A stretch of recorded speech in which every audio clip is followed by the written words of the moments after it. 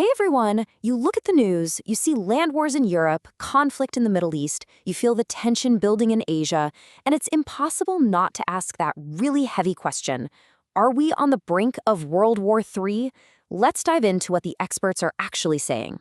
This quote from an expert on the Sean Ryan show, it just hits you, right? The world right now is a tinderbox. It paints this picture of a bone-dry forest where the entire global situation is just waiting for a single spark to set the whole thing ablaze.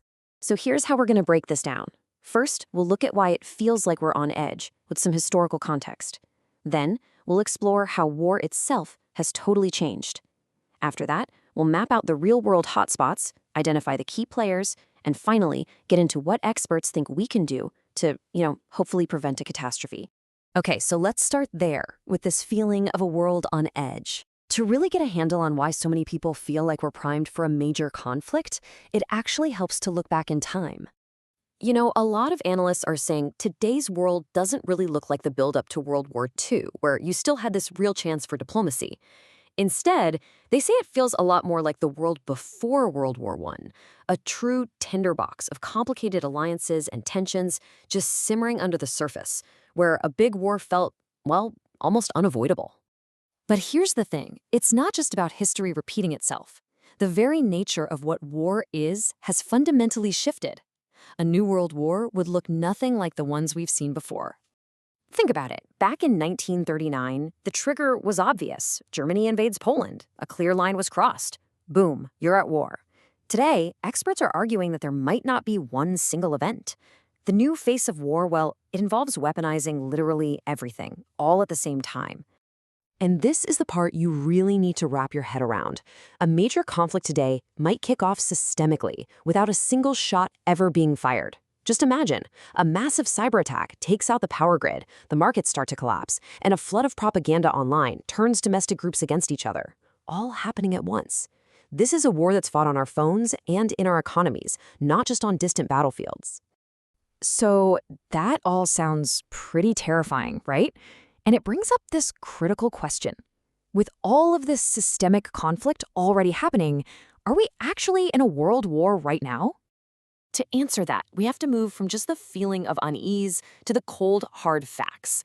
Let's really look at the data and map out what's happening around the globe.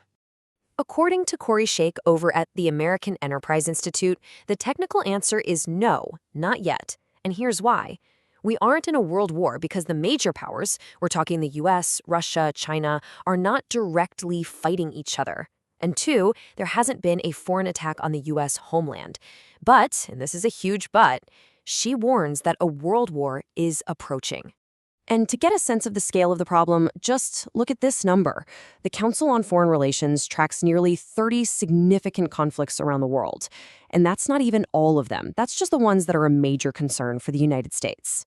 And if you zoom in on just the conflicts that are considered critical to US interests, the picture gets even clearer. Look at the status here. Tensions over Taiwan and with Iran are actively getting worse. And at the same time, the war in Ukraine and the disputes in the South China Sea, they're just locked in this incredibly dangerous stalemate. All right, so we've mapped out where the trouble spots are. Now let's talk about who. Because analysts aren't just watching isolated conflicts, they're watching who is starting to work together. And that brings us to this term, the axis of aggrieved. It's being used to describe this block of nations, China, Russia, Iran, North Korea, that all feel like the current world order is rigged against them. And so they're working together more closely, sharing technology and building up their armies to challenge that order. And if you want to put that challenge into perspective, just look at naval power. China's Navy already has more ships than the US Navy. But that's not the really shocking part. The truly mind-blowing statistic is this. Its shipbuilding capacity is more than 230 times greater than America's. That's a monumental shift in industrial and military power. So, if the threat is this real and it's growing this fast, what in the world can be done to stop it? Well, according to policy experts, the key word is deterrence. The thinking here, coming from places like the American Enterprise Institute, is pretty simple. The best way to win a war is to convince your enemies that they have absolutely no chance of winning in the first place.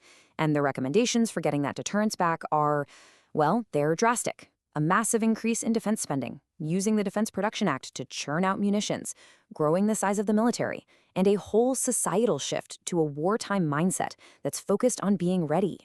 But, military might is only one part of this puzzle. Other analysts argue that a country's biggest vulnerabilities aren't always coming from the outside. Sometimes they're coming from within. This quote uses this powerful metaphor of a chain of events. It actually comes from aviation safety, where a disaster is rarely caused by one single failure. It's usually a series of small, ignored problems that link together until it's too late. A good pilot, or a good leader, is supposed to see that chain forming and break one of the links. And according to these analysts, these are the weak links that are forming a dangerous chain in our own society today. That extreme political division, where we don't just disagree with our opponents, we see them as enemies. The collapse of trust in our major institutions, a real lack of accountability from our leaders, and the fact that so many of us are living in these information bubbles where we can't even agree on basic reality anymore. Which leaves us with this final, and I think absolutely critical question. As these threats from the outside are rising, and the bonds that hold us together on the inside are weakening, whose job is it to break that chain before it's too late? Is it just on our leaders, or is that a responsibility that every single one of us shares?